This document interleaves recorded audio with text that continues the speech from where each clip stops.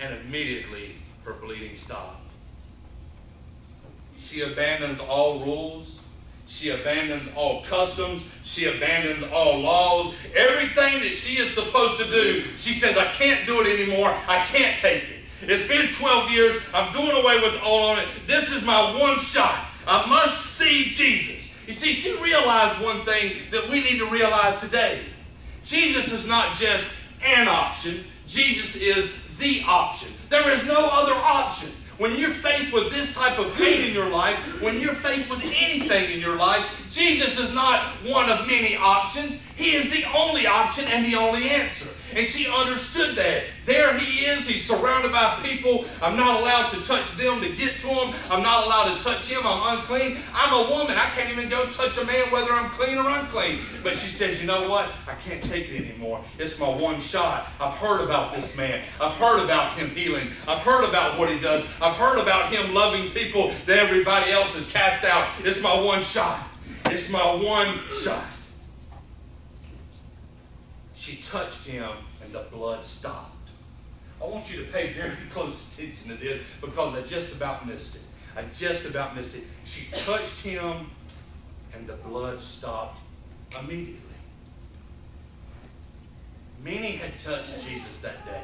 The Bible said they were pressing against him. They were pushing against him. They were crowded around him, grabbing at him. Many people that day had touched Jesus. Many people that day had been all up on him. But not one time did he stop and say, hey, some power just left my body. They were all around him, pressing and pushing. They touched him and felt nothing. They touched him and felt nothing. Many people come to church to feel something. Many people come to church to feel the presence of God. Many people come to church and they make an emotional connection to a song, to a hymn, to music, to a baby that is just so beautiful, to maybe a message, something in the Word. They come to church to feel something, and while they're there, they make this connection. But they leave just as lonely and broken and damaged as when they arrived. Because even though they were there, even though they saw, even though they heard, even though they felt Jesus, they never really touched him. You see, this woman wasn't trying to just get to Jesus just to be part of everything. She reached out, and the verb that is used in this scripture, touch, means to grab hold of and not let go. This wasn't a woman who's just pushed up against them. She had it in her sight, the hem of that garment. And when she got down there, she grabbed it. And she took it. And if he felt the power leave him, I guarantee you, she felt the power come into her. And it says immediately, the bleeding stopped. This is what I think is so, now I told you not to forget that fact. This is what I think is so amazing. The bleeding stopped. She's been healed. The bleeding stopped and she's been healed. Jesus stops and acknowledges her. Jesus stops. He said, who touched me? Who is it that touched me? I felt. And the disciples say, Lord, every 1,000 people touched you. He said, no, somebody touched me. She knew. She knew what he was talking about. They did not understand. But Jesus could have just said, she's been healed. Now let me go to Jairus' house and heal his daughter. But he didn't. He brings her forward and he asks her. And she has to say, it was I. It was I that touched you. You know why I think Jesus did that? You know why I think Jesus made sure that everybody there knew? He wanted to make sure people wouldn't have to hear secondhand.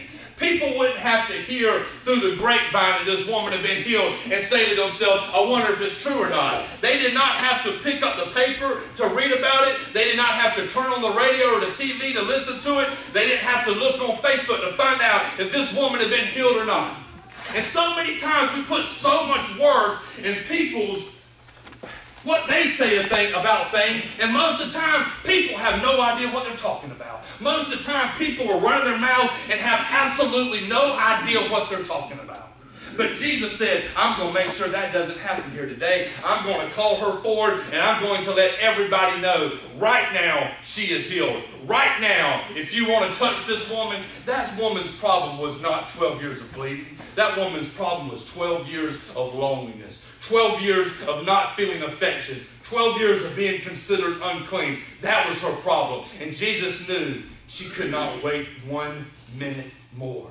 He delivered her right then, acknowledged her before everybody. So now you can hold her. Now if you're there and you know her, you can hug her. You can kiss her. You can hold her hand. If there's a child, you can jump in her arms. If you're the husband, you can give her a kiss. Now she can be the woman that she wanted to be.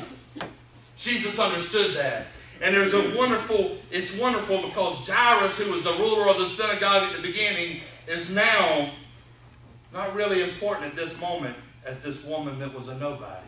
This woman in one touch went from a nobody to what Jesus refers to as, daughter, your faith has healed you. She went from nobody in 1 second to the daughter of the King. Let me tell you, there is nothing more wonderful to 1 second be lost, 1 second be lonely, 1 second be broken, 1 second to just be a feather blowing in the wind, and with one touch, her faith. It wasn't Jesus touching her. Her faith, her one touch, healed herself. Her faith, grabbing the opportunity, healed herself. There is nothing more wonderful to go from a nobody to the daughter of the King. Just like that. Because she was willing to take a chance. She was willing to say, I can't do it anymore. I have got to give it to Jesus. I just need to touch him. People, once Jesus touches your life, once you touch the power of Jesus Christ, it changes you. You're no longer the same. Mr. Jimmy made a great point this morning in Sunday school, that your works do not get you into heaven. And that is true. But let me tell you something. You truly accept Jesus Christ for your Lord and Savior, the way you live your life is fixing to radically change. The way that you live your life is fixing to change. Your works won't get you there, but because of your faith, your works will be present, and people will see your love for Christ by the way you live your life. This woman in one touch, from a nobody to a somebody. This morning, if you do not know that Jesus, I'm not talking about, preacher, I've been to church all my life.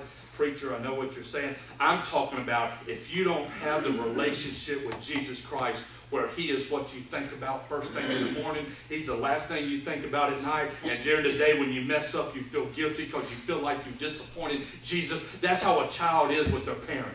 A child will get up in the morning looking for mom and daddy. A child will go to bed wanting a kiss from mom and daddy. And during the day when they make a mistake, they will feel bad because they disappointed their parent. That is a relationship with Christ. It's not just, I go through it and if it works out fine, if I mess up, oh well, Christ forgives sin. A relationship with Christ, a real one, is more than that. It's more than that. This morning, if y'all would, please stand. We're going to end with their song.